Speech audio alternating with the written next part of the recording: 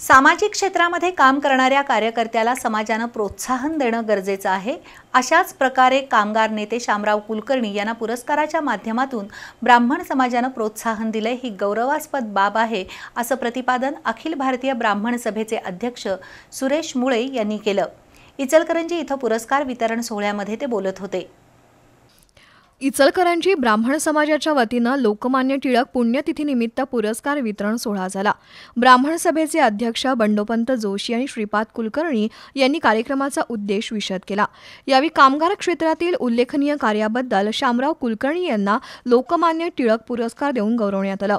तर Pranab Haridas, doctor Pallavi Chincholkar, doctor आनंद दिवाण, मंदाताई नवरे आणि वेदमूर्ती रामचंद्र मुंडले यांचाही गौरव करण्यात आला।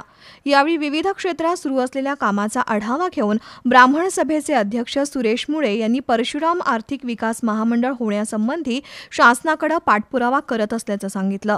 पुरस्कार प्राप्त शामराव कुलकर्णी यांनी मनोगत व्यक्त केलं। कार्यक्रमाला आजरा सूतगिरणीचे उपाध्यक्ष डॉक्टर अनिल देशपांडे, दिग्विजय कुलकर्णी, मुकुंद फाटक, जयंत मराठे, गिरिराज मोहता, श्यामसुंदर मर्दा, संदीप मोघे, किसन बोहरा यांच्यासह मान्यवर उपस्थित होते।